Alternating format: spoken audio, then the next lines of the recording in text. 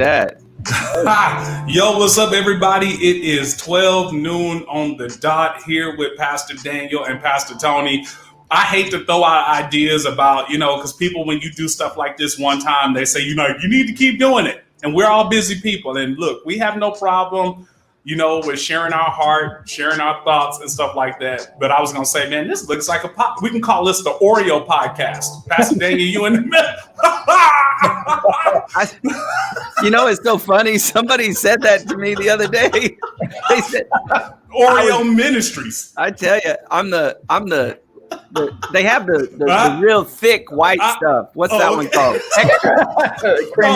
Extra filling. Right. So you're fluffy. It gives you the reason to stay fluffy. If you want to be fluffy. That's right. COVID fluffy. Yo, what's up, everybody? It is good to see you guys coming in the room. Say what's up in the comments. Pastor Davis, good to see you. Let's go, man.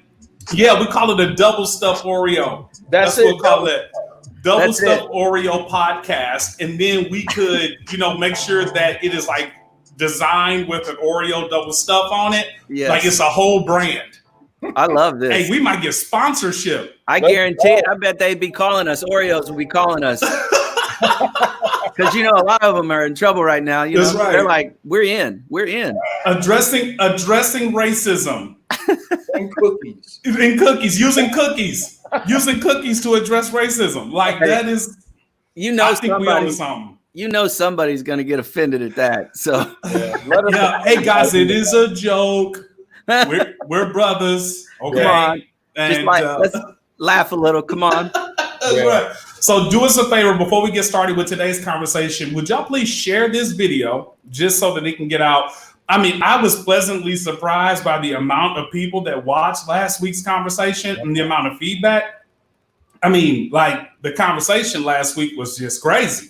Yeah. And people really seem to enjoy the conversation. And I will have to say that Pastor Daniel was the MVP of last week's conversation. That's awesome.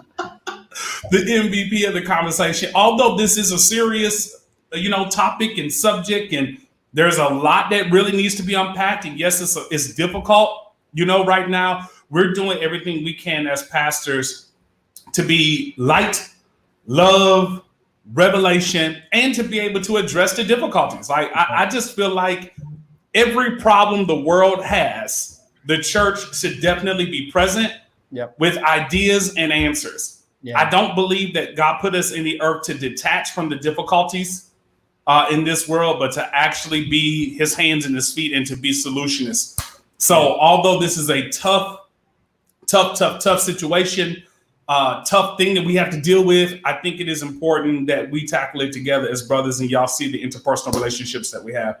So appreciate y'all sharing. Share your thoughts in the comments. And maybe this week, if you have specific questions, type those in the comments. And one of these very smart gentlemen will take your questions today.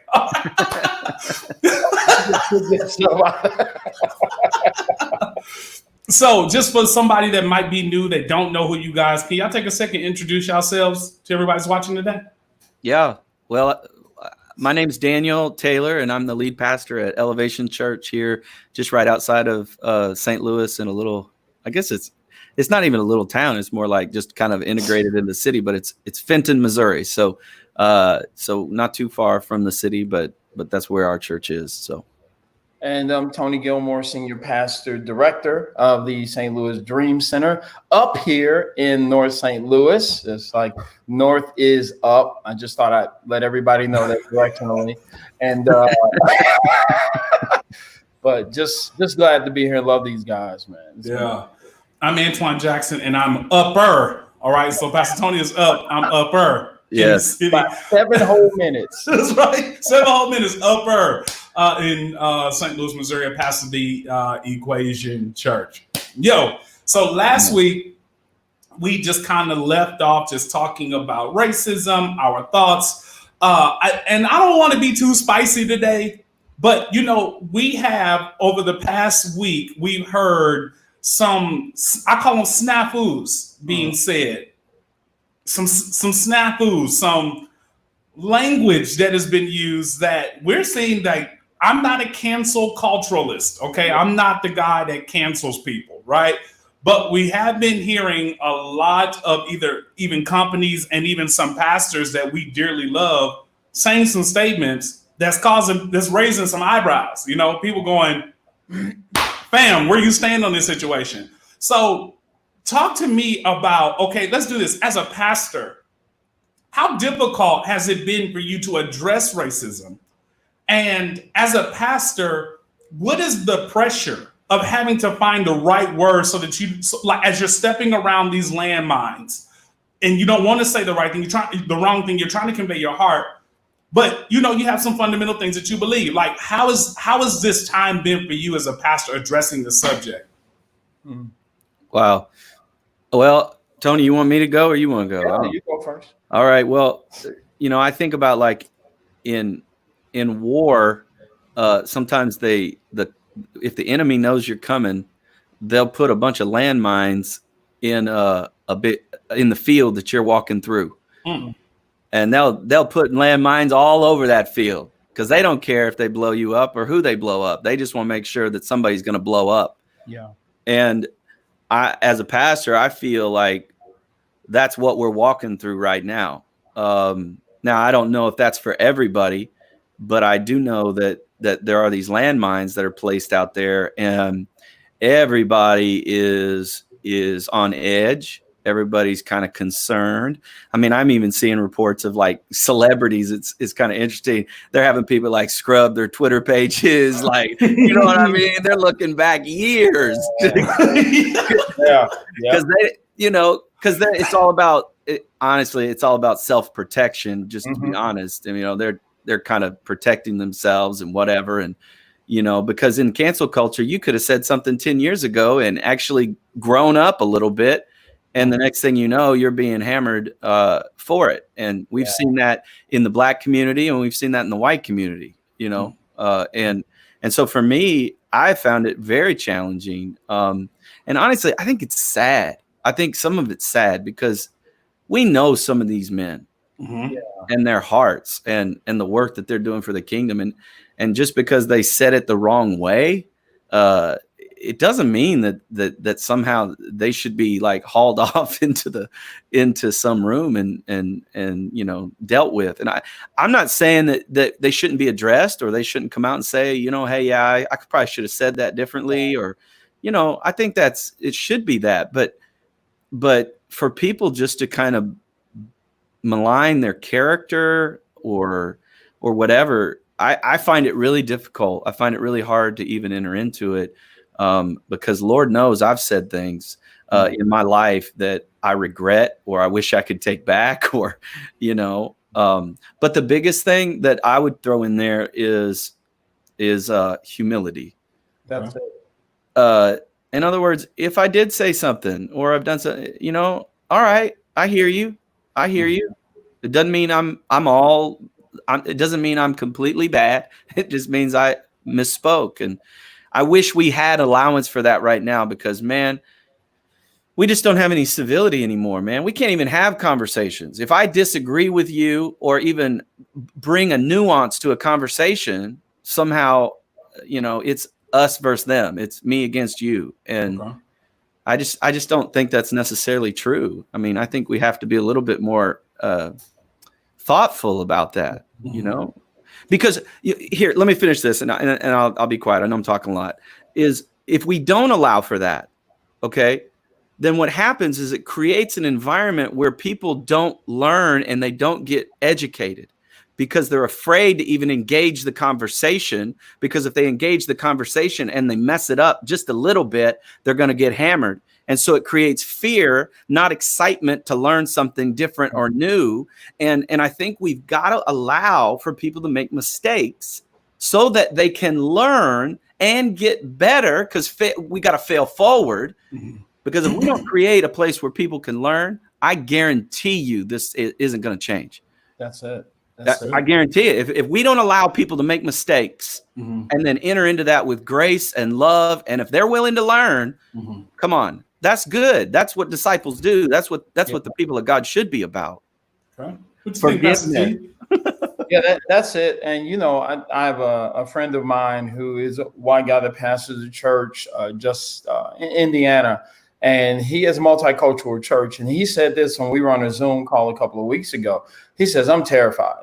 He's like, as a white pastor of a multicultural church where I love everybody the same. He said, "I'm afraid if I say one wrong word, it could fall like a house of cards." And my wife and I were having this conversation, and it's like, you know what, to navigate this in this season, being a white pastor, you just have to be so careful now. It doesn't matter what your heart is or even what your body of work is in a community. It's like, if you say the wrong thing, people are not as forgiving. And I think that's a sad commentary for the church. I can understand, the world doesn't have any other context, but for some of the guys that are making ignorant statements, or what I call it, statements born out of ignorance, and maybe some in pride because they are used to their words being taken a certain way and it's been gold. And it's like, hey, you're wrong. Can I just say this? Because I got to say this. For some of the statements that's been made, I asked this question.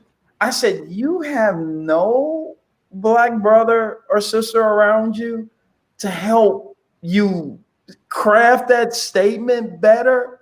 You have no one of the African American race in your inner circle that you give the speech to, and they're like, "Don't say that. You do not want to say that." Because I'm sitting there, some of the things that I've heard, I'm like, where are the people that are supposed to be covering you?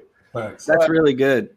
That's really good. Because it's really an indication of a lack of diversity in your inner circle. Ooh. Some of the statements are made, and no one, either fear of the people that are diverse around you, that's good, or that you just don't listen, and you don't have people in your inner circle. And I think that for the church is probably one of the most dangerous things that I see happening. That's good. That's really good. How many times have I called you, Bishop? Help me. Help me. Help I'm me. like, fam, like, dog, don't say that. Like, I mean, and it's really interesting that even in a time like this, not saying that it's a problem, but because oftentimes white pastors haven't been forced to actually address this like this, because the world has not demanded our voice and accountability. I think that this is a time where it's really showing a lot of the mentality that a lot of our white brothers and sisters have had concerning this situation. Now, I'm kind of like on the fence about it, because on one end, I feel like your worldview should be broad enough to be able to have language. So to me, it kind of bothers me if your worldview is closed. If you've not had enough of an experience in life, like that means you ain't listening to music. That means you're not eating different foods. That means like you are really in a bubble or an island that causes you not to be able to have the language to address injustice. Yeah. Right. And that's where, to me, I have a different definition between a multicultural church and a multi-ethnic church. Because I think that we're mixing up those definitions of multicultural. Yeah, absolutely. Absolutely. Because multi-ethnic means multicolor. Multicultural means multi-expression. And what I'm saying is, not oftentimes many of our churches have, many of us, blacks included, we don't have multi-ethnic experiences. We're not thinking about, or multicultural experiences. We're not saying, hey, what is unique to your heritage and your lens that we want to incorporate into our worship experience. Yeah. Right. So not just having blacks at the table. And this is what I've been saying to a lot of evangelical pastors. It's not enough just to have blacks at the table. Right. It's not just enough to be able to say, hey, I have them at the table, so hey, we get a pass because I got black people on staff and I got black people on stage. Like that's not good enough. Right? I'm just saying, we got to insert it in the conversation. But is their mind embedded in the fabric of the organization? Yeah. are their cultural expressions accepted in the experiences of the church? And so that's why I think that racism is really robust, and why I have been challenging. I've been very forward about challenging evangelicalism, because it's not just the doctrine or hyper doctrine of morality that I think they need to adjust. I think they also need to adjust also in their idea that just because I have blacks on staff, that it gives me a pass to be able to say things that I think will give me a pass. And then when I say it, people go, "Nah, fam, no, bruh, that ain't right." Yeah. Yeah. Well, I even think sometimes as pastors, we think like pastors and we don't think like missionaries. And what I mean is, as a missionary, I'm always examining the culture I'm around, trying to enculturate the gospel in that particular context. Yep. And so when I stop thinking like a missionary, I become less curious. I become less interested in knowing someone else's experience so that I might impart the gospel into that environment. I stop asking questions. I stop learning. I mean, who here has ever been in a new environment and asked those people, whatever they are, whatever their color, whatever their race, whatever their culture, and asked them, "Hey, can you teach me a little bit more about your experience?" And they've been like, "Get out of here, punk." Nobody's doing that. Right. Nobody.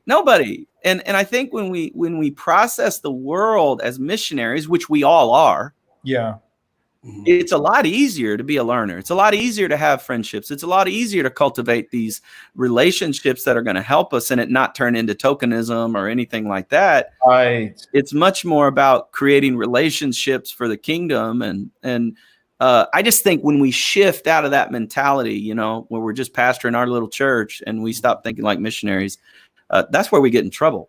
Yeah, I agree. I heard this statement this past week that I think also we've run into a ditch. And this may not be the most popular statement, but I believe it with all my heart. I think we've done the job of putting our ethnicities above kingdom. Yes. I Wow. think that I believe, and I heard Tony Evans say this, and he said it in such a powerful way that, whatever goes in front of a noun, the adjective that goes in front of a noun modifies the noun, meaning changes the noun. So when I say that I'm a black Christian, I'm a white Christian, what I'm saying is I'm modifying my experience of Christianity to fit the adjective. So if it's black, I have a black expression. If it's white, I have a white expression. And what we've gotten away from is a kingdom mentality that says, it's not that I'm a black Christian or a white Christian, it's that I'm a Christian that happens to be black. I'm a Christian that happens to be white or Hispanic. And when we can get back to the kingdom mindset, now the church says this, and this is what God showed me the other day. If this was an issue where whites were dealing with systematic racism, inequities, and all this stuff that we've talked about, it would still be a problem that all the church has to focus on. Because if any of us are hurting, all of us are hurting. Wow. But because we've gone into our corners and said this is a black church or a white church, we have now been defined by our ethnicity rather than our kingdom mandate of who we were created to be in the first place. That's so good. So what you're saying is, Pastor Tony, that our overall philosophy of the way we interpret our church experiences need to be impacted as well. To deal with racism, we have to deal with the overall philosophies that a lot of us have embedded in our mentalities as okay. It's true. I mean, we all got the same mom and daddy. Adam and Eve, we all got the same mom and dad. Right. When you take it back there, before we were ever placed in whatever continent, before we were ever put in whatever area, that is our genesis. Okay. And we get lost. And I'm not saying like our histories are important. We got to know history to be able to move forward. But I think we stop history and don't take it all the way back to where we began. Okay. Because we all focus on where we began. Adam and Eve are it. Yeah. And we all came from them. So I'm going to be the devil's advocate and ask this question, because when you say, okay, black Christian versus white Christian, and and of course, we're using the term Christian very loosely. Yeah. I personally use the term Christian very loosely because the term Christian was actually used as a derogatory term, Right, as well. Right. So we have taken on the label of Christianity and we have accepted that as a broad stroke of our faith when we turned something that was meant for negative and we turned it into something that was good. right. Of course, you know why people have a problem with the N-word. You know what I'm saying? Because it's like we took something that was negative, Yeah, and we turned it into something that is hip hop. You know what I'm saying, or a fundamental address in the way that we address each other. So that's a philosophical conversation that if y'all feel like having today, we can. But you don't want to talk. he's like, no. Come on, Pastor Dan, you don't want to talk about that. But I'm saying, because Pastor Tony, you bring up a point that I find myself struggling with is the overall philosophy. Yeah. Because if we draw the wrong conclusions, then how can we solve the real problem? So, you know what I'm saying? Racism is a part of the problem. It's what we're dealing with. And I see some comments today. Somebody says, has the church in North America ever had a kingdom mindset? Mm-hmm. The church here was founded on the ideals that white is best or better. That's Pastor Dre right there. Like from the north side. I agree. I understand, right? Yeah. Because I'm like, as a culture, as a civilization, we don't embrace a kingdom mentality because we have a democrata. We literally have a Greek and Roman society. Yep. That's a republic. Yep. But when you start talking that talk to people, they kind of go, now here you go trying to get deep. And it's like, no, actually, I'm trying to draw out to you why you come to conclusions about the problems that we have. And you say you want to solve these problems, but a lot of it is embedded in our philosophical ideas about church anyway. Yeah. Yeah. And we get locked into, this is the way I do church. This is the way we do church. And listen, I get it. When I went over to Uganda, the thing that was mind blowing to me was to walk inside a Ugandan church and I heard Hillsong. And I'm like, well, dang. Wow. I did not expect that. And I think sometimes we definitely have forgotten at times where we originally came from. True. And when we can get back to where we originally came from, we can now see that racism isn't just a black issue, a white issue. It is a kingdom issue that we all have to attack together. I watched the movie Selma a couple of days ago, and the thing that jumped out at me was that the church led the change. Okay. The church led the change, and the church's expression was white, black, Hispanic, and anybody who believed in the same cause and the same fight. And it's like, we have to get some of that back because that's what began to move the needle in the United States. Got it. Somebody put in the comments, please address the education and the continued education of leaders in the agency defined as the church. So basically, I think what they're saying is, and if I'm not saying it right, I'm in my watch party over here as well. That I think that what they're saying is, I think there is a misdefinition of the church's expression. Like, are we a mission-oriented agency or are we a ritualistic agency? Like, I think one of the reasons why you said the church led the movement, like a perfect example, the church led the movement, because I think they had a mentality and a philosophy that church was not a service. Yes. Right? The church is a mission. Yeah. So out of that philosophy, they said, look, we got to lead change. Yeah. Where did we lose? I mean, okay, we got the fall, but where did we lose this burden for our comfort? Where did we misplace it? And how can we get it back? Pastor Dan, you want to? Well, I don't want to take that. No, I'm listening on a lot here because I may say this may not be a popular position, and I think the church spends a little too much time asking sociologists and politicians and other people what we think. Yep. Wow. I don't need sociologists to define for me what racism is. Yeah. And matter of fact, their definition of racism, in my opinion, doesn't necessarily line up with the Bible because it devalues people. Yes. And so my opinion is that the Bible needs to be our guide. Yeah. And so often we allow all of these extracurricular disciplines to influence and add input into what we believe. And I'm not saying we shouldn't be educated and know what's going on, but ultimately we need to be able to process that data and come to a biblical worldview. Yeah, that's it. And so many people I know have a scientific worldview. They have, all kinds of different worldviews, but it's not necessarily a biblical worldview. Yeah. And if you study the scriptures, there are certain conclusions you come to about human beings, going back, like regardless of whether it was Adam and Eve or whatever, just talk about creation. Yeah. God created people and he did it for a reason. And we have to remember what that reason is. I mean, and you see it as like he created people to worship him.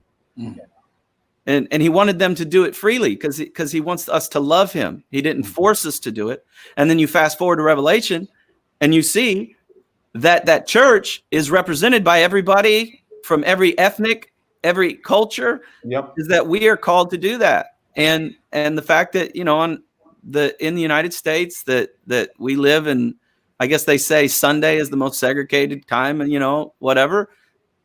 We gotta do something about that. We got to continue to do something about that. And that's where we have to. So I don't know if I completely agree. I think the North American church, there were seasons where the North American church they thought like missionaries. But ultimately, I think when we model the church after the government, come on. Yeah. I just came out of a church that modeled their entire system out of the government. They had an executive branch and a legislative branch and a judicial branch. And I'm like, I don't see any of this in scripture. Come on. Yeah. That's American model for the church. That is not what the Bible teaches. Yeah. So we've wrapped our morality in our governmental structure, and that's what we're calling church. Yeah. And it's funny to me that we don't even, like, some people is like, yeah, that seems normal to me. Have you read the scripture? There ain't nothing about that that's normal. Checks and balances. What are we talking about? There's a leader, and that leader has anointing and authority to speak into these matters. And he should be surrounded, or she should be surrounded by people that reflect the character and nature of God, which is multi-ethnic, multicultural.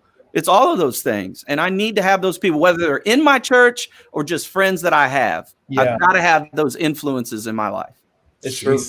It's true. What you think, Pastor Tony? And, I think that's where this part, it has to be intentional. Like it can't be, I hope that I run across somebody that's different than me. This one statement jumps out of me. When you're the majority in any place, well, let me start by saying this. When you're the minority in any place, you have to go to where the majority is to learn how things function and flow and how that culture really operates. But when you're the majority, you never have to spend time with the minority. The only time you spend time with the minority is if it's on purpose. And I think that's what can happen sometimes in our relationships is that, when you look at a world, and let's just be real, where a lot of the CEOs, where a lot of the Hollywood producers are of a certain ethnicity, then you're like, I want to break into this. Then as a minority, you have got to learn how to connect with those that have power. But what doesn't happen often is that the majority doesn't always try to connect with the minority to make sure that the systems and things they have in place connect with everybody. They can just stay in their offices and stay in their buildings, but so that's all I'm gonna say right now. And you're right, Pastor, because if you look at our country, every 4 years, every 6 years, we change leadership, or every 8 years we change leadership, every 2 years we change leadership. And I'm not speaking to that necessarily. I'm just saying that what happens, and this is why it's not a kingdom mindset. What happens is the people in power tend to oppress the people they won over. Ooh. Yeah. And so anybody, whether you're Republican, Democrat, or whoever you are, or whether you were voted in to be bishop, there are some people that use their power to oppress other. Why you got to say bishop? Okay. I'm just kidding. Go ahead. They use their power and their authority to oppress the loser. Mm. Yeah. Yeah. And that's why what Nelson Mandela did was so countercultural, is that when he came into power, he worked really hard in the majority to not oppress the minority that used to be the majority. Yeah. Right. Yeah. And we rarely have seen that in history. Yeah. Rarely. That's what made him so unique Yeah. and different. And so my point is a kingdom mindset is that when we get in power, we get empowered to serve people, not hurt people. That's Yes. it. That's it. And so if I Yep. and find out what's going on and understand how I can even help them as I help the majority as well.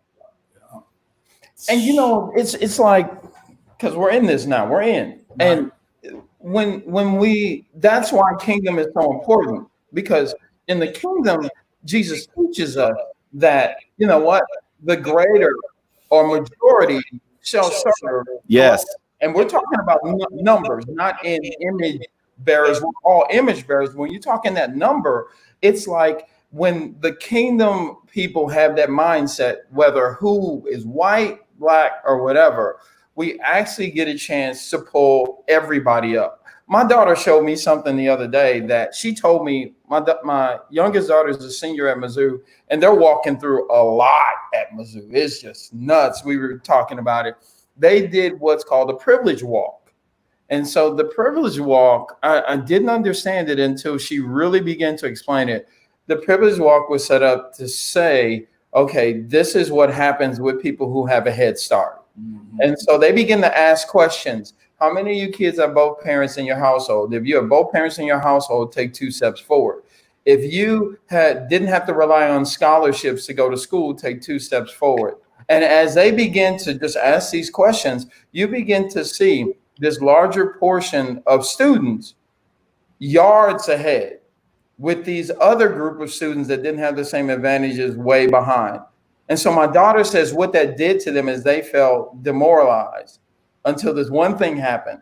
One of her sorority sisters who was back there, everybody was like, we're so far behind, there's no reason for us to even try. But one of her sorority sisters was like, no, I'm going to beat everybody. And this sorority sister who had to stay still while all of these kids went forward, ended up beating everybody to the goal of $100. But here's the thing that nobody paid attention to. She had to run faster and work harder to get there. And when we can understand that difference, then we look at things like affirmative action. We look at things that help close the gap, not as this thing just to take Black people and give them a handout, but it's taking the 200 meters that they were behind or that we were behind and saying, let me help you catch up, because we're all image bearers and all things equal. We can run this race and we can all win. That's the mentality we've got to get to. Man, this is good. I'm going to put some of these comments up here and give us an opportunity to kind of respond to some of them. What you're talking about requires sacrifice that most don't want to make. Yeah. Yes, I saw the video. Very powerful. Everyone has to be intentional about connecting, communicating, and learning more about those that we labor with. The word tells us to know those that labor among us. How can we know them if we don't reach out? Yeah, it's good. Then over here it says, please address the education issue. Where do we educate kingdom-minded leaders for 21st century ministry? I guess maybe this will be the next, I'll pivot to this question for you guys as pastors, because many people are asking, where is the church? I personally believe that the church has always been present. Yeah. I find that anything that is oppressed is where the truth is. Right. And so I find that one of the reasons why the true church seems to go through a level of oppression and suppression of their voice is because I think there is a narrative that drives people to only want what they want to hear, itching ears. I think we've been in the day of itching ears. Yeah. You know what I'm saying? Where we go to what is comfortable or what is convenient, not necessarily what is mission oriented or is teaching us or instructing us into discipleship. Right. Because it's easier. Like pick the Big Mac or go spend more money on healthier food. Mm-hmm. See, it takes more responsibility to stay on the course of health and education than it does on the convenience that just feeding you does. And I feel like that's part of the problem with just American Christianity and the impact that capitalism has had on our mentality about what growth looks like, what number looks like, because we don't even preach or even talk about maturity. We just talk about size points. You see what I'm saying? So it's like, if I'm big enough, then what people say is that success. That's the voice worth listening to. That's the pastor worth listening to. Then, so that's a whole nother conversation, right? But I think that we're dealing with an appetite of people that themselves will reject people like us. Because if we were just talking about any other subject, this live would probably have millions of people watching the live, because it would directly appeal to the appetite of the people. So, Bishop, yes, if we were angry, and showing another video making the point more valid, we probably have 2 million hits. Yes. But because we're walking through, how can we bring this together? How can we bridge this and make things better? That's not as appealing. Right. And I can see, because I see it on Instagram and Facebook and YouTube. It's like the crazy stuff is what's getting the most hits. Right. So this is so that's the vantage point I'm asking you this question from as pastors. This is not sexy, right? You already seen the fact that they're kind of cycling this stuff out of the news cycle. And now we're talking about a second wave of COVID. Right. So you're already seeing how it's already kind of shifted the narrative already. So it's not in people's face. So it's not necessarily something that is going to stay on their mind. Yeah. As a pastor, knowing that this is something that is going to continue to be a problem because it's really not fixed yet. Yeah. What is the solution? What are you preaching? What are you teaching?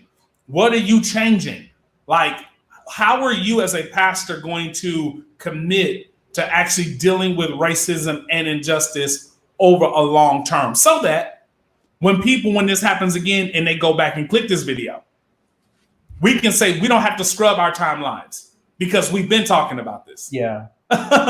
You see what I'm saying? We've been, having this conversation. So tell me, what are some of the things that you've been thinking about and maybe pioneering to actually be a solution to this problem? One of the things that I had a professor say to me one time, he said, if you're going to do deliverance ministry, you better pack a lunch. And his point is that it ain't always easy. Yeah.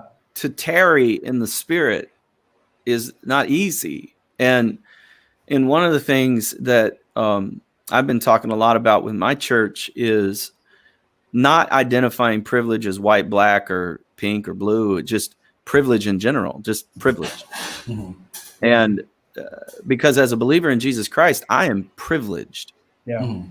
And I need to make sure I use my privilege to do what God has told me to do, which is walk out my faith the way that the Bible explains it. And if I have all kinds of personal holiness, but I have no social holiness, then I'm just a clanging cymbal. Yeah. If I'm personally holy and I don't go to movies or drink or smoke or date women that do, then somehow that makes me right. And it's like, no, that makes me personally holy, but it doesn't make me socially holy. And I, as a privileged follower of Jesus Christ, I have a privileged position that requires me to walk that out in this world. Yeah. And I have to do that as an individual, and I got to get the people in my church to do it as well. And part of that is what we're doing right here, the conversations. My hope is that, you guys will let me preach in your church sometime, Please do. Come on. I'll preach in yours and you preach in mine, and we keep having conversations, and then we start working on the things we can work on. But it has to be a concerted effort, and it has to be something that's just even on our mind, because you're absolutely right, Bishop. Once this news cycle's done, we're on to the new thing. And if we're going to deal with racism and injustice in our country and even in our churches, we better pack a lunch. Yeah. So good.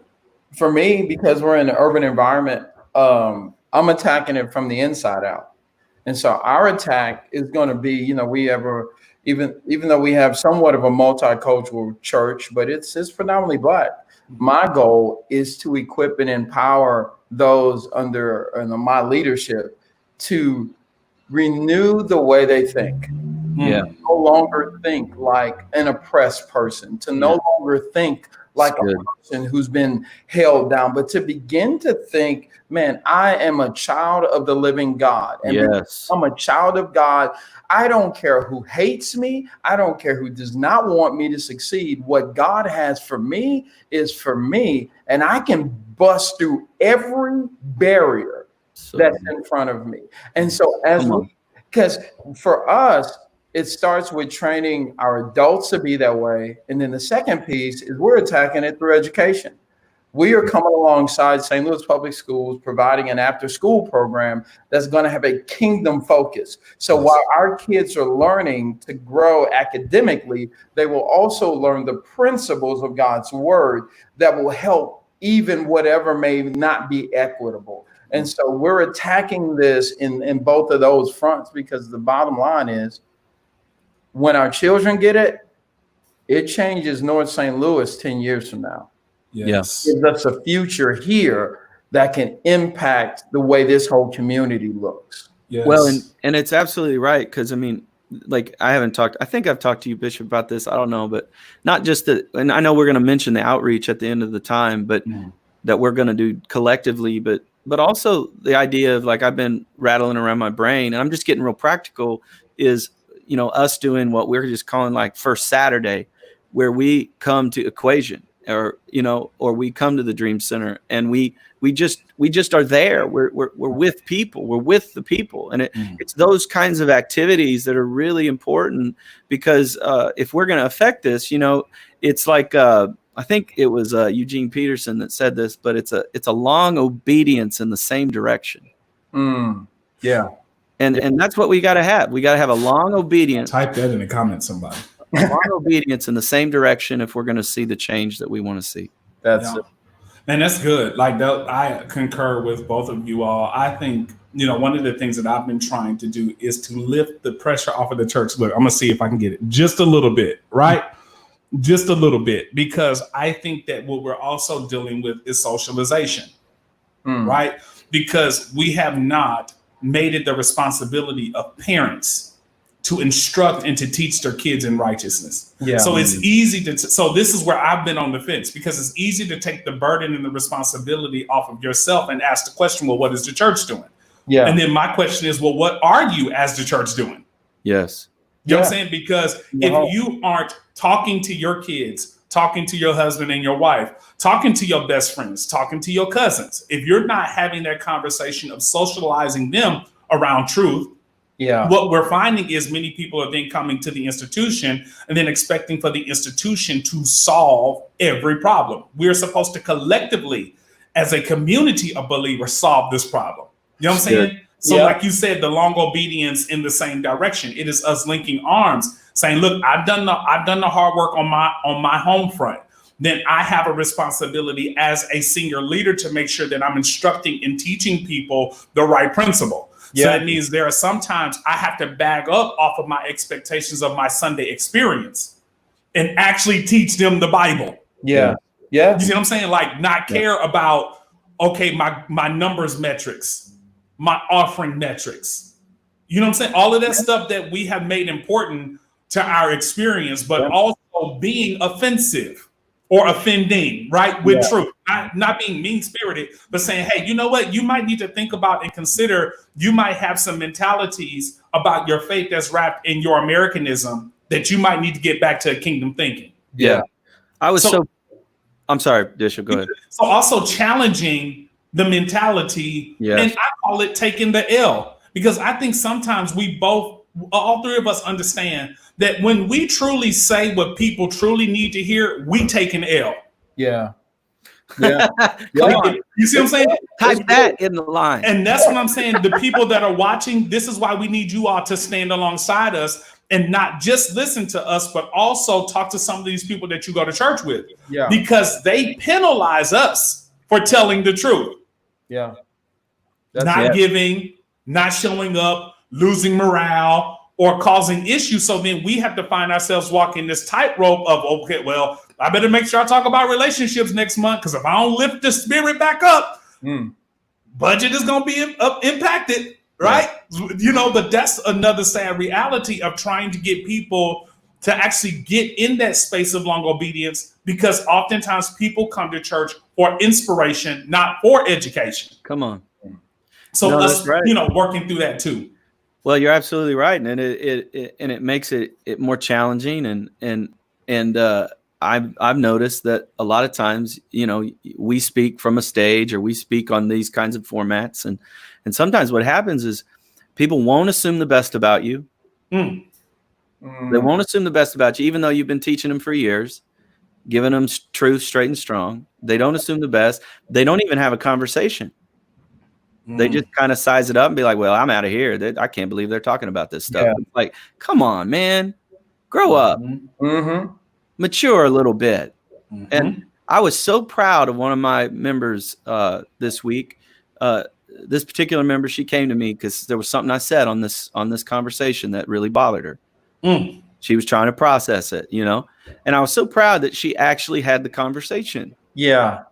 And allowed me to speak into it and not just assume the worst, and it was actually a really helpful conversation. I think she's learning, and this is a white lady, and she's learning and trying to process all this data, because it ain't easy. I mean, this is not easy, and we got to be patient and gracious with one another. The only last thing I was going to say, Bishop, is our kids don't come out racist. Correct. That's it. Yeah. Yeah. And one of the things I've been so grateful for is my daughter. She cares about everything. I mean, Lord help us. I could cut down a tree and she's like, I can't believe you cut down a tree. That's right. God's, and what I love about her is that she reminds me to care, to care about all of what God has done. And I have to listen to the children sometimes because I've been hardened by the world. My social narrative has been instructed. Yep. And sometimes it's nice just to know what the kids think, because I think they can teach us too while we're teaching them. Sure. It's true. Man. I think, I'm sorry, go ahead, Pastor T. No, you go ahead. Okay. Well, one of the things that I want to just make sure that is out there on the record so that people can know that the conversation has been had. And I've really been mulling this part over about the responsibility of the fact why God made us the way he made us. Like Pastor Daniel, he made you white for a reason. Pastor Tony, he made you black for a reason. He made me black for a reason. He was not like, whatever they come out is whatever it is, right? Because we understand the reality that he makes us in response to a problem. Our life is an answer. Yeah. Right, to a problem. So one of the things that I've been trying to think about as far as it comes down to when I use the terms white pastors, black pastors, or white churches, black churches, I feel like one of the things that we should address, I think, like from a white perspective, is that you help change and deal with the narrative of privilege while we're over here trying to teach people how to get out of oppression. Right? Because one of the things that I'm spending my life trying to do is to upgrade the mentality of people that have been impacted by oppression. Yeah. And what has been the hardest thing for me, the reason why I say, okay, I need your help. This is why I need your help. Because I'm dealing with people that have been so oppressed. The only thing they're thinking about are their basic necessities. That's good. So I spent all of my ministry trying to teach people into their identity so that they can start handling their basic necessities. That's good. But because I'm different in my perspective about how I handle my life, I become, quote unquote, almost an enemy. Because oftentimes, because of that proximity and that familiarity, right? They oftentimes take what I say as a grain of salt. Yeah. And because of that, it makes the work that I'm doing tirelessly. It's harder because I'm trying to get people to realize you can have more than you have. You can live better than you live. You can have more money than, right? So I'm trying to talk them out of oppression. Yes. And oppression makes people, what's the best way to, Lord, give it to me. What I have found is that oppression makes people, and I'm looking for the word, just give me 15 seconds. Come on. I need to find this word. Help Give him, it Lord. on, Lord. Help him, Lord. Come on. What is, okay, oppression makes people entitled. There it is. So what I'm dealing with is oppression that makes people entitled to the things that they say, look, I need food, I need clothes, I need shelter. So they'll come to a Pastor Tony or come to myself when we do an outreach, like, I deserve this. Owe me. You owe me. Yeah. When it's out of the kindness of my heart and out of our ability to use our resources correctly to help you with your life's necessities. That's good. Okay, so I want to make sure that this is out here so that people understand that when we're talking about racism in the impacts that it has had on the impressive mentality, we're not blind by the fact that there's a responsibility on both sides of the party. This coin is two-sided. And I thought about this like 2 weeks ago. I preached at a church in Kentucky, and it was you can say predominantly white. It was all white. Like there's two people in the whole service that were of color. And I remember when God told me what to preach, I was like, whoa. You want me to preach that here? And he had me preach a message called the Powerless Gospel. And one of the phrases was, a gospel without compassion is powerless. And God showed me this. I have never been sex trafficked. My daughters haven't. And I don't know anybody that's ever been sex trafficked personally. But the fact that sex trafficking is going on is horrendous. And because I'm a kingdom person, I got to do something about it. It's a place of empathy that tells me I'm walking in your shoes, trying to feel what you feel. And I feel like as we're walking this two-sided coin, what we're asking of our white brothers and sisters is to have empathy and put yourself in our shoes so you can understand and not just say, maybe maybe this group is just this or they're just that. It's like, no. To the people that have experienced it, it is a reality. But at the same time, we need our Black brothers and sisters to have an empowerment mentality where they're like, you know what? This may have been mama's walk and daddy's walk and great granddaddy's walk, but this no longer has to be my walk. So let me change the way that I think so I can change the generation behind me. Because there is a point where we have to look at this and say, as African Americans, yeah, there are still some things that are out there that are repressive. Yep, there's still some racism that is out there, but I will not be the one that will be held back by anybody else's view. I want to come up no matter who does not, no matter who wants me not to come up. And when empathy meets empowerment, that changes a society. Wow. Somebody please put that in the comments. Come on. That's good. Pastor Tony said it here. So good. When empathy meets empowerment. Oh my God. And that's my heartbeat. God's called me to be a bridge. Yeah. If I walk around angry, I can't be what God's called me to be. So God has called me to preach a kingdom message that allows my brothers and sisters that don't look like me to say, I don't know what you walk through, but help bridge the gap by communicating and let's having a conversation so I can understand. But at the same time, bringing the brothers and sisters that do look like me and say, hey, we're not angry. We're not going to walk around angry. We're going to use our anger and turn it into good. We're going to change the narrative by the way that we live and the way that we see ourselves. So good. Pastor Tony, please do a video, a blog, a podcast, whatever. When empathy meets empowerment, Pastor Tony, you just dropped a bruh. Well, glory to God. Jeez. So good. So because good. it is a practical answer. It is saying, so somebody asks us what can a white man and a black man do? Bring your empathy. Yeah, I'm going to bring my empowerment, and we're going to bring that to an oppressed people. Yeah, that's good. Yeah, and we're going to get these people up. We're going to deal with their mentality. We're going to deal with their resources. Yeah, we're going to get these people up to understand that the way out of this is personal responsibility. That's really good, and it's so good because it's like all of our contexts are different.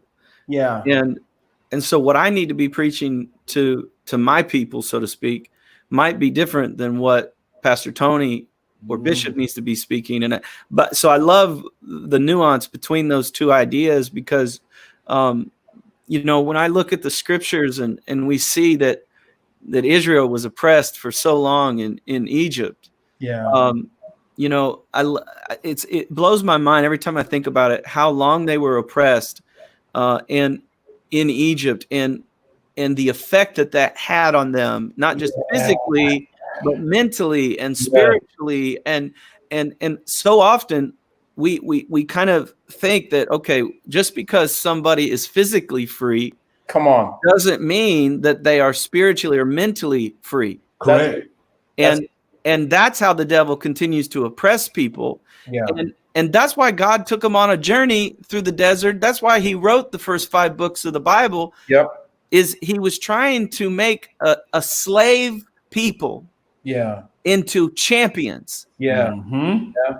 And his call for all believers in Jesus Christ is that you are a champion, and your mentality, your body, your physical, everything needs to be focused on that reality. And any kind of thought or idea or oppression or addiction or anything that is working against that has to be eradicated, because God's plan and design for his people was to be free, both physically and mentally, spiritually, emotionally, because that's at the core of the gospel. The gospel is freedom. That's it. And when I think about this, it's like when I lose the victim's mentality and I take on a champion's mindset. Yes. I can look racism in the eye and see it as the spirit that it is, operating in individuals that allow it to operate in. So and I can say, you know what, maybe this bank's president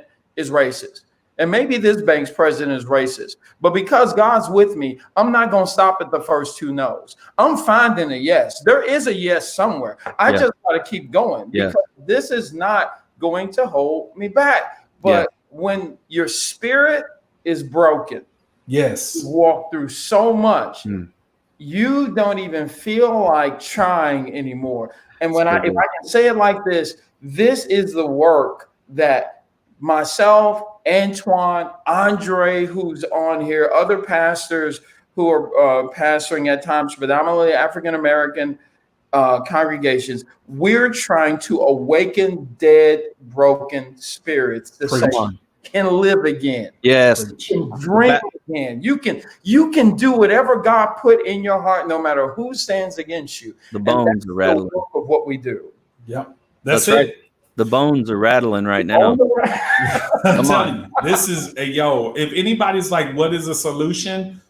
I think you really need to watch this video, and I think you need to share this video with other people. Maybe you're a pastor, maybe you're a pastor, or maybe you are a pastor and you struggle with language or what the problem is. Watch these both of these videos, study them, take some notes, get in contact with us because we'd love to talk with you and do life with you. Yeah. Bishop, can I say one more thing? I know we're at our time. Mm-hmm. Is this okay? Sure. I was just going to say, I met my wife doing missionary work on an Indian reservation. Mm-hmm. And Indians are an oppressed people in our country, in our history, obviously. And we worked with the Plains Indians, and one of their leaders was one of their chiefs at the end of their season, before they were kind of just all rounded up and put in these places. He talked about how their hoop had been broken as a people. And if you've ever worked on Indian reservations, you can see that they were so oppressed at such a deep level that they were broken as human beings. Yeah. And when you're broken as a people and as human beings, it's really hard to pull yourself up out of a bucket, out of a hole. Yep. And I think the church has to understand that and have some empathy around that, because I absolutely believe God can rebuild that hoop. Yeah. Yep. But we're starting from -10. Yes. Yeah. We're starting from -10 with some people. They're in a really tough spot. Yeah. And we gotta build them up before they're gonna go up. So that's good. Well, look, we are at 59 minutes, and so definitely know that these gentlemen, we all have a busy day, but appreciate your conversation, you guys that were in the comments. This upcoming Saturday, we are going to be doing an outreach called Being the Church. This is our response and our partnership as Oreo Ministries. I'm just joking. But as we should have branded it. But no, but as three leaders to say to the St. Louis community, like, hey, we're standing with each other and we're going to hold up our arms. It will be this Saturday from 9 to 12 p.m. or until supplies run out. You can register. You can find the flyers on all of our pages. But the great thing about this Saturday is it is our response to our community to truly say, hey, we want to be the hands and the feet of Jesus. We don't want you just to come to our church. We want you to know that the church is present. Amen. So if you want to volunteer, we still need people to help us pack boxes. We still need street teams to make sure that people are out there being aware and notified of the event itself. We need people that will help us with tables and chairs and making sure that all of that stuff is put out there and taken back. We need people that will smile and love and hug on people. Make sure that, of course, you have your mask and your gloves. We're not trying to put you out there. We're not trying to send you out there to the wolves. All right. But make sure you have your PPE items, but we want to serve the people. And so if you want to be a part of that day, please send an email. For you guys that are in the comments, do me a favor, type it the411@equationchurch.com. Thank you so much for you guys that have already committed to serving. We look forward to seeing you Saturday. Or if you also want to, Pastor Tony, if they want to help with some packing boxes, is there a way to get a hold of you? Yeah, they can reach out to me at Gilmore, Gilmore, at stldreamcenter.org. Somebody put that in the notes as well. Gilmore at stldreamcenter.org. Sweet. We could definitely tremendously use your help. And I'm not sharing my email. Come on. Oh Lord, I'm not going. We're not going. Sorry, not going to do it. But yeah, this Saturday, just so you all know, we will be having our pep rally at 7:30. So let's just say you don't want to send an email, you don't want to go through none of that stuff, but you want to help. All right, here's your fast track. Be at Equation Church Saturday morning by 7:30 at the latest for the pep rally so that you can get instructions on what we need for that day. So there is no way out. Either email us, go to the Dream Center, or show up Saturday. But let's be the church. Come on. No, don't come to the Dream Center. Email him. All right, so that you can pack boxes. But also, like, show up Saturday at 7:30 a.m. for the pep rally, and so that we can get our marching orders and change the world that day. All right. Anything else, pastors, you guys want to add? Mm-mm. No, man. Thank you for hosting this. Thank you for hosting this. Great conversation. We got to do this over lunch or our podcast. You know, I just dropped the idea out there, but we busy. But I'm just saying. I appreciate and love you guys, man. You guys that are watching on our Facebook and on YouTube. God bless y'all, man. Until the next time, y'all. Let's change the world. Amen. Amen.